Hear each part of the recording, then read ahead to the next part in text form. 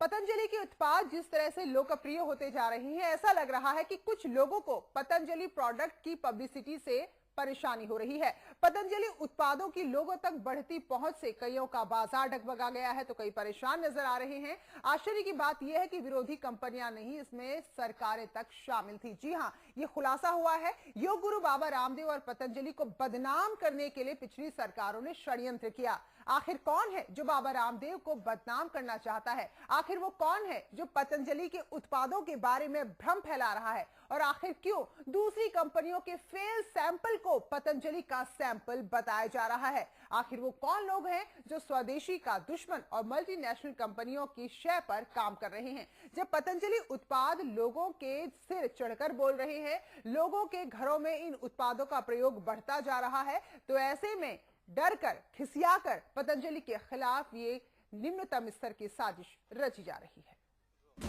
पतंजलि के खिलाफ किसकी साजिश?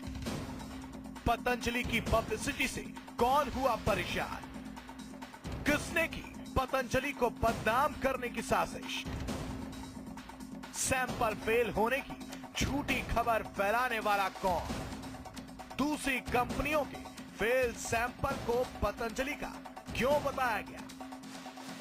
कहते हैं जब कोई तरक्की पर होता है तो दुश्मन बढ़ने ही लगते हैं। जब जनता के बीच छवि अच्छी बनने लगती है तो साजिशों का दौर शुरू हो जाता है। लेकिन ऐसा झूठ ज्यादा दिन नहीं टिकता और सच सामने आ ही जाता है। ऐसा ही कुछ हुआ बाबा रामदेव की पतंजलि और उनके उत्पादों के खिलाफ। पतंजलि के उत्पाद आम से खास हर आदमी तक पहुंच गए। कई कंपनियां इसे पचा नहीं पाई और शुरू हो गई पतंजलि के खिलाफ साजिश, जिसमें साथ दिया उत्तराखंड की तत्कालीन कांग्रेस सरकार ने।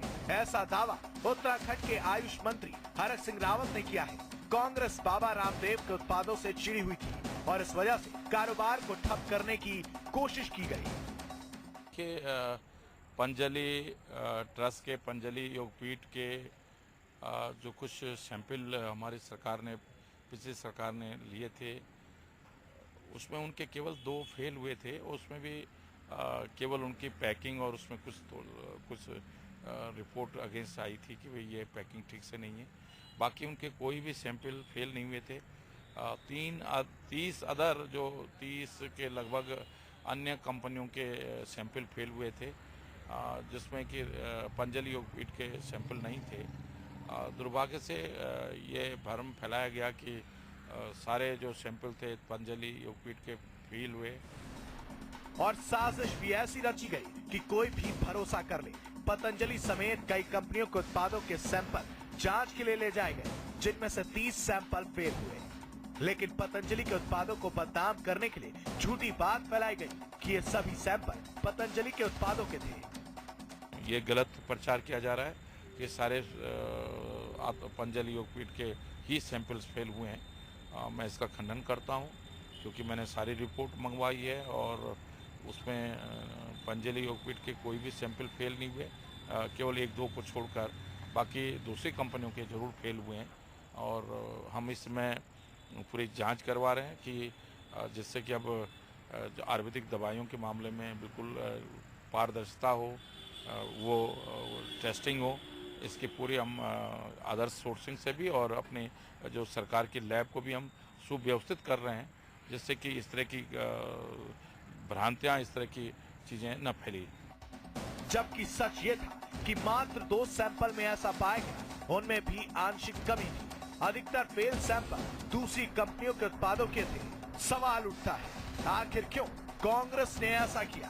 क्या कांग्रेस बाबा रामदेव और पतंजलि के उत्पादों को बदनाम करना चाहती थी? क्या तत्कालीन सरकार पतंजलि के कारोबार को ठप करना चाहती थी? जबकि उत्तराखंड में ऐसी हाईटेक लैब भी नहीं है जो उत्पादों की पूर्णता सही जांच कर सके। क्या कांग्रेस सरकार ने ऐसा दूसरी कंपनियों की शय पर किया? क्या कांग्रेस स्वदेशी को नीचा दिखाकर विदेशी कंपनियों को लाभ पहुंचाना चाहती थी? आखिर क्यों पतंजलि के उत्पादों को बदनाम करने की साजिश रची गई? ब्यूरो रिपोर्ट, समाचार प्लस।